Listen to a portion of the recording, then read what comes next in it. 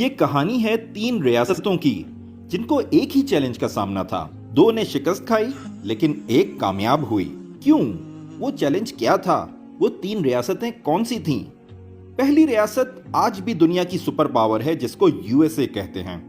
یہاں جمہوری نظام ہے، یعنی کسی بھی فیصلے سے قبل زبردست قسم کی بحث ہوتی ہے، طاقتور گروپس لابنگ کرتے ہیں، میڈیا اپنا کام دکھاتا ہے، تب جا کر ایک فضا بنتی ہے اور کوئی قانون منظور ہوتا ہے. کیونکہ فیصلے کی پشت پر رائے عامہ ہموار ہوتی ہے اور طاقتور حکومت کی پوری مشنری فیصلے پر عمل درآمد کے لیے متحرک ہوتی ہے، اس لیے قانون کا نفاذ تقریباً یقینی ہوتا ہے.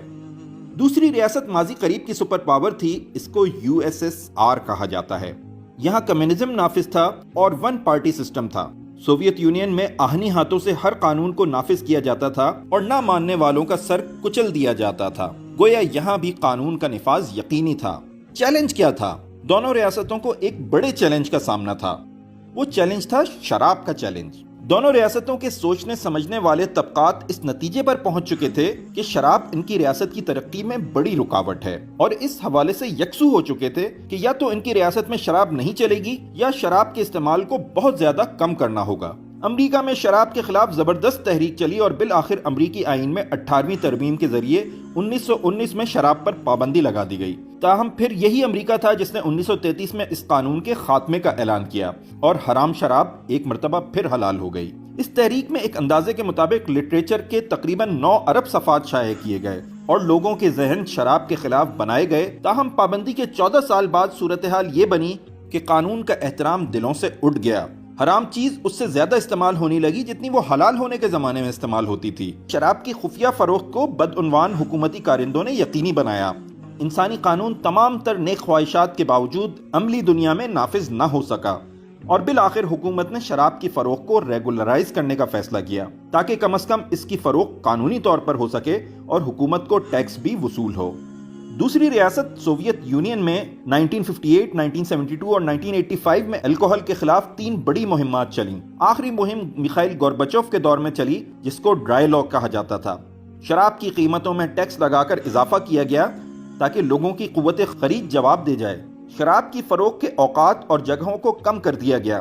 تاہم لوگوں نے شراب چھوڑنا گوارا نہیں کیا. شراب کی سستی خرید و فروخت کے لیے بلیک مارکیٹنگ نے رشوت کے راستے اپنی جگہ بنائی اور یوں دوسری ریاست بھی شراب کی فروخت نہ روک سکی. تیسری ریاست مدینے کی ریاست تھی جو آج سے تقریباً 1450 سال پہلے بھی دنیا کے نقشے پر موجود تھی. یہاں شراب سے عاشقی کا حال یہ تھا کہ ان کی زبان میں شراب کے تقریباً 250 نام پائے جاتے تھے. شراب پر پابندی سے پہلے بتدریج ذہن بنایا گیا.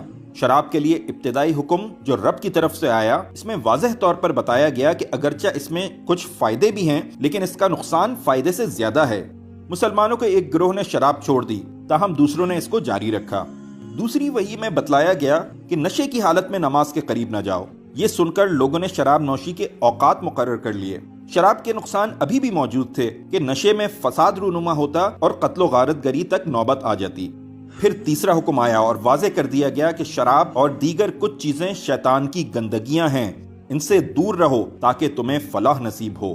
یہ حکم آنا تھا کہ شراب کے مٹکے توڑ دیے گئے. مدینہ کی گلیوں میں شراب بہا دی گئی.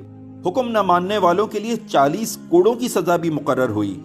یوں مدینہ کی ریاست شراب کی روک تھام میں مکمل کامیاب ہوئی.